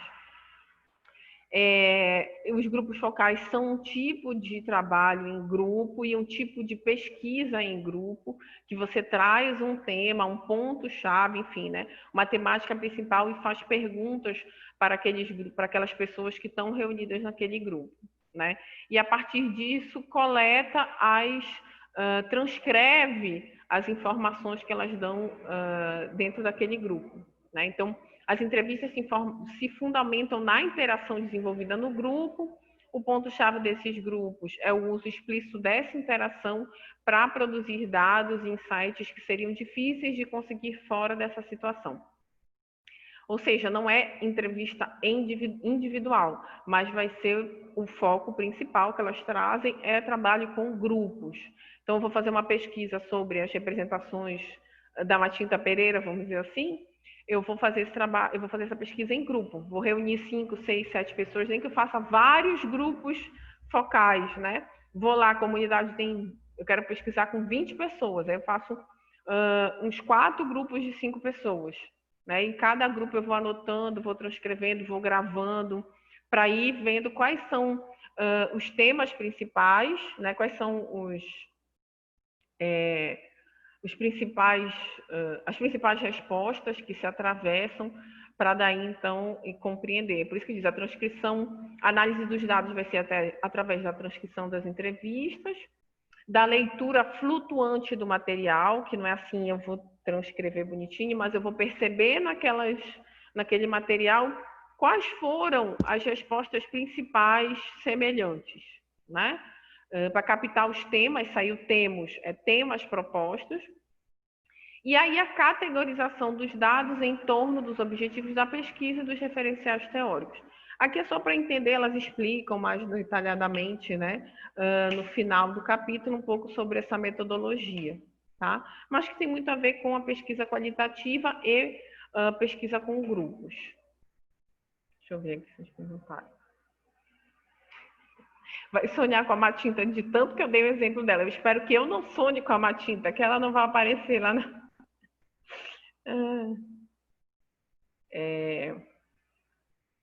Ok, gente. Dúvidas até então, que eu quero aproveitar aqui esses nossos últimos minutos a gente tem 15 minutos, né? Até 5h30, na verdade. Como é que a gente vai fazer daqui para frente, gente? Porque como vai ter, então, a prova vai valer 7 e tem um trabalho valendo 3 pontos, né? Eu aproveitei, então, para a gente redividir. Isso já até estava previsto no cronograma, que no contexto presencial iam ser datas para apresentação de trabalhos, mas eu ia acabar utilizando de outras formas, para a gente discutindo teoria, por conta da gente não sabia se a prova ia ser 10, valendo 10 ou não. Então, o que a gente vai fazer enquanto trabalho? A gente tem... Queria abrir o Word aqui. A gente ainda tem 4 aulas antes da primeira verificação, tá? A gente tem a aula das 4, porque eu estou contando a sexta-feira que a gente vai tirar dúvidas e vai ser a orientação dos trabalhos na sexta-feira. E eu também não ia botar vocês para... Hoje é terça, vocês vão apresentar sexta. As duplas que ficassem para apresentar sexta ia estar todo mundo em pânico para daqui para amanhã estudar, ler o artigo e apresentar. Então, para todo mundo ter um tempinho de uma semana, 2 semanas, né, dividir dessa forma. Tá? Então, a gente vai ter a apresentação 8, 11, 15 e 18. Tá? São 4 datas. Tá? Vou até botar aqui no chat. Então, a gente tem 8/9, 11/9, 15/9 e 18/9. O outro ponto, então como vai ser, eu vou falar logo do trabalho para depois a gente fazer as divisões, enfim, porque eu também preciso saber quantos efetivamente tem matriculados, né? Hoje estamos com 9 participantes, mas ali nós justificou que 2 pessoas não estão presentes, então já estou contando 11. Eu não sei se é a turma de vocês, acho que não sei se é a turma de vocês, porque eu já contei 16 numa aula, entendeu? Então, isso é importante para a gente poder fazer a divisão dos trabalhos. Esses trabalhos vão valer 3 pontos, tá? Como é que vão ser? Vou compartilhar aqui a tela. Cadê? Ah, tá aqui. O que eu vou querer de vocês, tá? Esses trabalhos vocês vão apresentar em duplas. Se tiver muita dificuldade, professora, não tem como apresentar em dupla, ou não me dou bem com ninguém, enfim. Né? A questão é caber aí nas nossas datas. Oi. Porque tem gente que saiu, eu nem sei quem saiu e quem não saiu da turma. Pelos que se pronunciaram sobre as aulas presencial, nós estamos com 21 alunos na turma. 21. Pelos que se pronunciaram, não sei se alguém deixou de se pronunciar aqui. Ah, tá. Não, é porque tá baixinho e tem alguém falando também no corredor, aí por isso que eu não tô conseguindo. 21. 21, tá. Tá. Acho que agora fiquei mais... Porque eu tava contando 16. Acho que eu não trouxe aqui meu... Mas vou aproveitar para explicar, porque a gente vai ter a sexta-feira também só para orientação dos trabalhos. Porque o que eu quero? Vocês vão escolher os artigos para sexta-feira, vocês tirarem dúvidas dos artigos, tá? A gente vai deixar a aula de sexta-feira para ninguém ter dúvida, para quem não está participando online, entrar, pegar um acesso, né? E tirar todas as dúvidas para a partir da semana que vem ser só as apresentações. Como é que vai ser o trabalho? Vocês vão, então a gente falou muito da psicologia social, das vertentes, das teorias, e uma das coisas que a gente falou também é a quantidade de perspectivas teóricas que tem em psicologia social, não só de perspectiva teórica, mas mais do que isso, como a gente viu no final do documentário, de temas, saúde, clínica, gênero, educação, está tudo lá dentro das discussões em psicologia social. E aí, qual vai ser a atividade de vocês? Vocês vão, eu vou mandar o link para vocês, tá? Vou botar até aqui no chat também, mas eu vou colocar lá na plataforma. Cadê o nosso chat? Por que não abriu o chat? Tá, eu vou colocar, não está abrindo agora, mas aí já está copiado. Essa aqui é a Psicologia e Sociedade, a revista Psicologia e Sociedade, e eu escolhi essa edição de 2019, tá? No final de 2019. Na verdade, é do início de 2019. Vocês vão, em duplas, escolher o artigo que vocês se interessarem. Tem vários artigos. E aí vocês vão ver que tem desde artigo falando versões de atletas sobre o MMA nas fases de preparação para um combate, igualdade subversiva contra o cinismo democrático liberal, lugar da identidade e de trabalho entre trabalhadores rurais na fronteira do interior de São Paulo, aí de Cotia e Biúna. Ou seja, só esses 3 primeiros vocês viram que tem temas sobre esporte, tem temas sobre política, tem temas sobre trabalho, psicologia social e trabalho, psicologia social e esporte, psicologia social política, né, que até o Joelson tinha perguntado, questões relacionadas a serviços de saúde mental, saúde na UFBA, né, fatores de escolha entre os estudantes que acabam de ingressar. Então, aqui, por isso que eu até deixei em aberto, porque o que vocês vão fazer? Vocês vão escolher um artigo, tá? Eu vou mandar esse link. O artigo é só clicar aqui, baixar o PDF. Quando vocês clicam aqui, já baixa o PDF. Por exemplo, esse aqui que é sobre psicologia social e esporte. baixou o PDF. Os artigos são curtos, são de 14, 15 páginas, e nem é dividido. Antigamente eram 2 colunas, aí ficava mais denso, não é uma folha mesmo. Deixa eu voltar aqui. Oi, pode perguntar, gente. Sim, vocês vão escolher os artigos, podem ser as duplas que vocês já trabalhavam presencialmente, enfim, podem ser novas duplas. Isso não... se vocês disserem, não, professora, a gente não consegue, tem que ser sorteio, tudo bem, a gente faz sorteio das duplas. Mas imagino que aí vocês já tenham mais ou menos as pessoas que vocês querem trabalhar. E aí, como é que vocês vão apresentar? Vocês vão baixar o artigo, vou pegar aqui esse artigo que eu falei para vocês, né? E vocês vão apenas apresentar o que o artigo fala, né? É só o resumo? Não, vocês vão ter que falar qual é a perspectiva teórica utilizada dentro dessa vertente de psicologia social e quais foram a metodologia. Eles fizeram uma pesquisa com lutadores de MMA que moram nos Estados Unidos, bababá. E o que vocês encontraram na pesquisa? Essa é um artigo de psicologia social que utilizou o construcionismo, que utilizou... Vocês não precisam explicar a teoria, tá, gente? Professora, a gente não viu o construcionismo. Não tem problema, vocês não vão precisar explicar o construcionismo. Vocês vão apresentar uma discussão, uma prática de pesquisa em psicologia social. Né? Então, esse artigo que a gente trouxe aqui, que a gente estudou, fala um pouco que eles utilizaram como referencial psicologia social construcionista, fizeram um diálogo com Pierre Bourdieu, estou vendo aqui, né, que é um teórico, tal. Não precisa, eu tenho que entender e explicar, não. Eu quero mais que vocês expliquem a pesquisa e o resultado da pesquisa, porque é isso que é interessante para a gente mesmo. Né, enquanto turma. Vai ser uma roda de conversa, dizer, caraca, fizeram uma pesquisa com lutador de MMA dentro da psicologia social, eu nem imagino como é isso, né? E de repente a Lina e mais alguém. Aí a Lina vai dizer, foi assim, eles foram não sei aonde, eles explicaram aí explica o que é o UFC, eles foram fazer a pesquisa no Brasil, nos Estados Unidos, como é que eles fizeram a pesquisa? Eles entrevistaram tantos atletas, né? Estou aqui falando, com nomes fictícios, com uma vertente etnográfica. O que eles encontraram? A maioria deles falavam sobre a concepção de lutador ídolo, de sobrevivente da pesagem, de casca grossa, né? Ou seja, olha os sentidos que circulam, né, entre eles. Por quê? O foco, vocês vão escolher um tema, ou seja, um artigo, esse aqui está falando de esporte dentro da psicologia social, e vão apresentar para a gente o que esse artigo fala.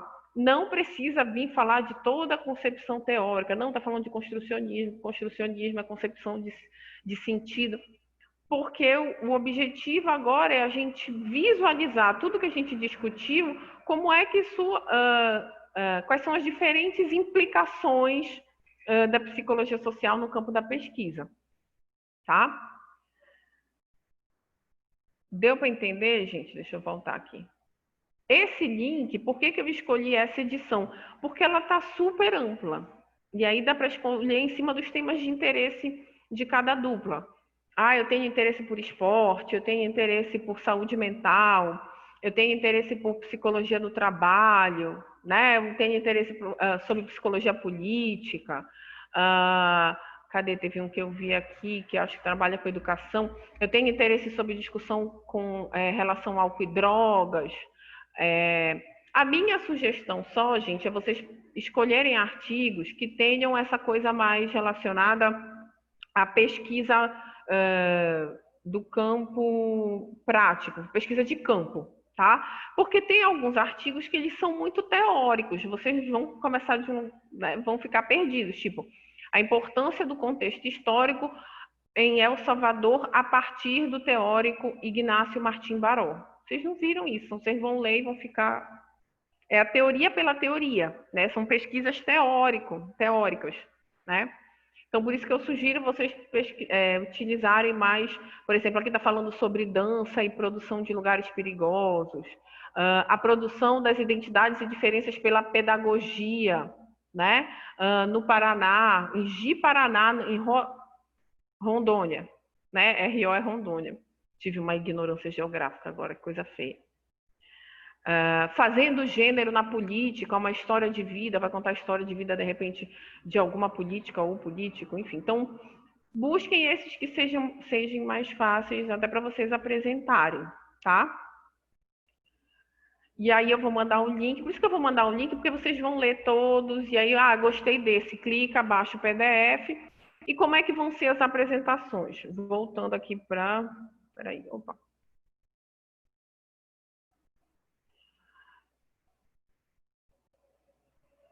Lina e Sandra vão ficar com MMA, já baixei esse artigo.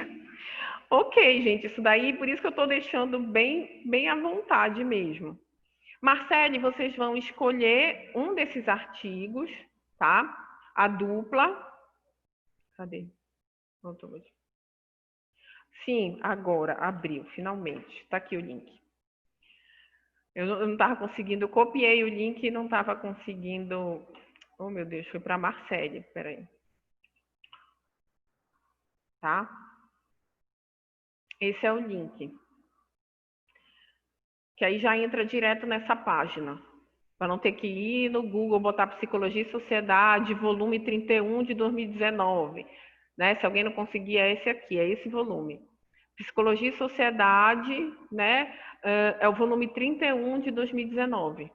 Mas aí eu já mandei o link para vocês. Inclusive tem 2 páginas, agora que eu estou vendo, eu só olhei uma, tá? Só em uma já tem. Tem entrevistas, né? Enfim. Tem resenha de livro, a intervenção profissional junto a vítimas de violência doméstica LGBT. A resenha, gente, também não recomendo, porque a resenha é um quê? A resenha é quando você faz uma resenha de um livro. Então, é um livro que a Ana Sofia Neves leu e está fazendo uma resenha.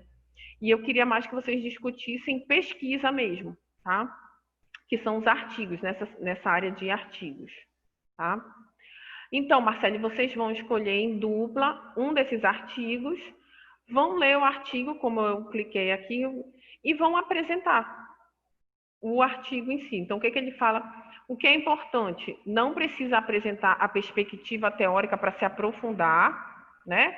Pode só falar, não, nesse artigo eles utilizaram representações sociais, vocês vão ver que tem artigo utilizando. Esse artigo eles utilizaram construcionismo, mas eu não entendi o que é construcionismo. Então, não tem problema, é só para falar qual é a perspectiva teórica e como foi a pesquisa. Foram lutadores de MMA, em que lugar, como elas fizeram essa pesquisa, com quantos lutadores e quais foram os resultados, né? Qual é a versão de ser atleta para esses lutadores de MMA? O que eles pensam sobre ser lutador de MMA? Tá? Ficou mais claro, gente? Professora, você quer isso baseado no nosso ponto de vista ou totalmente do artigo que a gente for trabalhar? Do artigo, vocês vão apresentar o artigo. E aí depois vocês vão, falando, como tu falaste, totalmente do ponto de vista do artigo. No final, a gente vai discutir todo mundo. Aí vocês vão falar, eu achei isso, eu concordei, eu discordei, eu achei interessante. Vai ser meio que a conclusão da dupla, né? Mas a gente vai trazer isso no final das apresentações, né? Para cada um falar do que achou, do que não achou. Mas o foco da apresentação é apresentar o artigo. Como vocês fazem quando a gente fala assim, apresentação de seminário?